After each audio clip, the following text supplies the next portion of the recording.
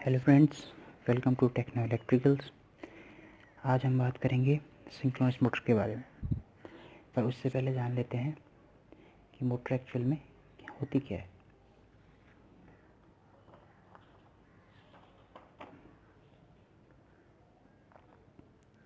Definition of motor: an electric motor is an electrical machine that convert electrical energy into mechanical energy.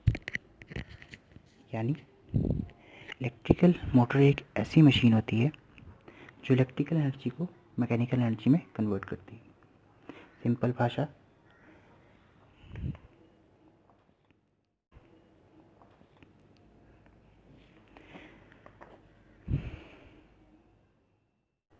अब जान लेते हैं motor का principle of motor. It is based on the principle that when a current carrying conductor is placed in a magnetic field, it experiences a mechanical force. यानी motor उस principal पे based है, जब कोई करंट कैरिंग कंडक्टर किसी magnetic field में रख दिया जाता है तो उसमें एक मैकेनिकल फोर्स प्रोड्यूस होता है। यानी कि वह एक फोर्स महसूस करता है, एक दबाव महसूस करता है, जिसकी वजह से मोटर रोटेट करने लगती है। ठीक है। Whose direction is given by Fleming's left hand rule. और इसकी जो डायरेक्शन होती है, डायरेक्शन जो करंट की दिशा और रोटेशन की दिशा जो होती है, वो फ्लेमिंग्स लेफ्ट हैंड रूल से हम पता लगा सकते हैं। इसका फॉर्मूला है B I F equals to B I L. F यानी फोर्स, बी यानी मैग्नेटिक फील्ड, आई करंट और एल यानी कंडक्टर की लेंथ।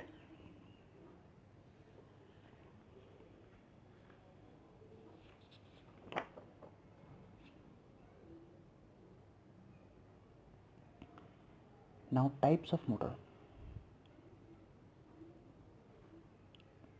बेसिकली मोटर दो प्रकार की होती है, एसी मोटर और डीसी मोटर।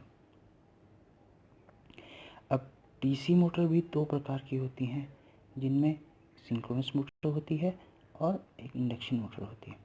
उसके बाद जो इंडक्शन मोटर है उसको दो पार्ट में डिवाइड किया गया है, सिंगल फेज इंडक्शन मोटर और थ्री फेज इंडक्शन मोटर।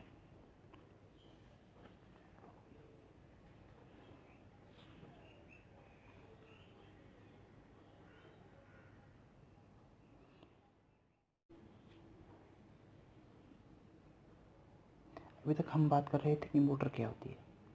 तो हमने जाना मोटर किसे कहते हैं, उसके प्रकार और उसका प्रिंसिपल। अब जान लेते हैं सिंक्रोनस मोटर क्या होती है। A motor having a speed directly proportional to the frequency of an alternating current power that operates it and independent of load।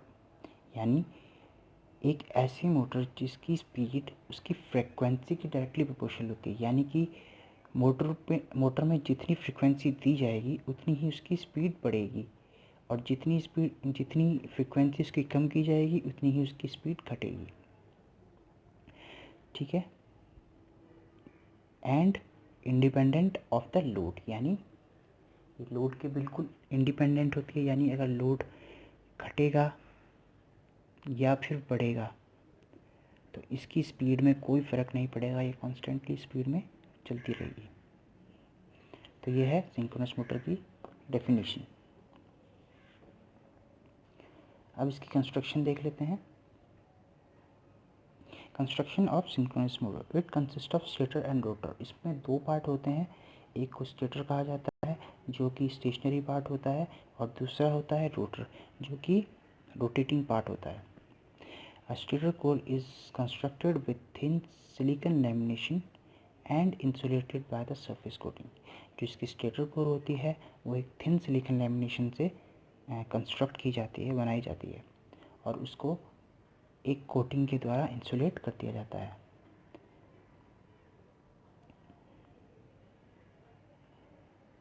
A stator has axial slot inside in which three-phase stator winding is placed। Stator में के अंदर की तरफ slots होते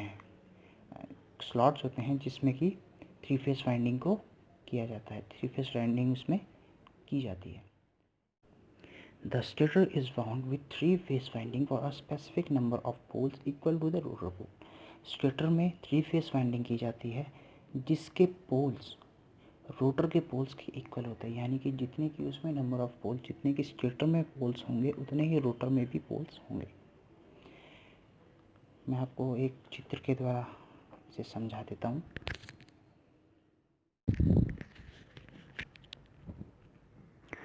ये synchronous motor का diagram है। इसमें जैसे कि आप देख रहे हैं ये फ्रेम है, यानी कि ये मोटर की स्टेटर है, ये योक है और इसके अंदर जो मौजूद है इसको हम रोटर कहते हैं। ये जो गोले आप देख रहे हैं ये पोल्स, यानी कि स्टेटर की वाइंडिंग भी कह सकते हैं या फिर स्टेटर के पोल्स भी हम इन्हें कह सकते हैं। और ये 3-phase वाइंडिंग्स में चली गई। तो जैसे कि आप देख रहे हैं इसमें जो स्टेटर है उसके अंदर की तरफ इसमें वाइंडिंग की गई है। ये जो रोटर है इसमें जितने भी पोल्स होंगे ये स्टेटर के वाइंडिंग में जितने भी पोल्स होंगे उसके बराबर होंगे, यानी कि अगर यहाँ पे 4 NS बन रहे हैं, 4 पोल्स बन रहे हैं, तो इस स्टेटर में भी 4 पोल्स होंगे। ठीक है।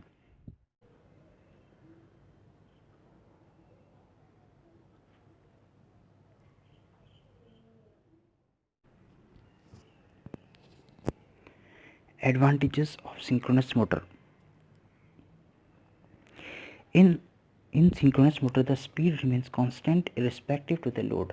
जैसे कि मैंने अभी आपको पहले बताया कि जो सिंक्रोनस मोटर की जो स्पीड होती है वो लोड के कांस्टेंट होती है, यानी कि अगर लोड बढ़ेगा तो स्पीड कांस्टेंट रहेगी, लोड घटेगा तो भी स्पीड कांस्टेंट रहेगी। Synchronous motor can be constructed with wider air gap than induction motor, which makes these motors mechanically more stable.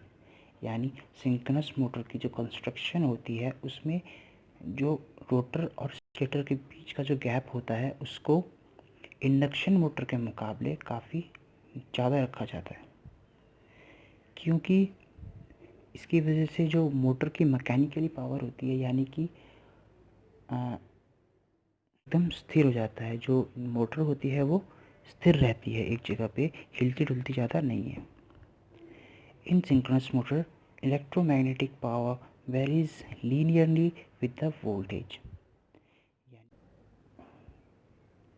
यानी सिंक्रोनस मोटर में जो इलेक्ट्रोमैग्नेटिक पावर होती है वो वोल्टेज के साथ साथ वेरी करती है, यानी अगर वोल्टेज बढ़ेगी तो इलेक्ट्रोमैग्नेटिक पावर भी बढ़ेगी और वोल्टेज घटेगी तो इलेक्ट्रोमैग्नेटिक पावर भी घटेगी।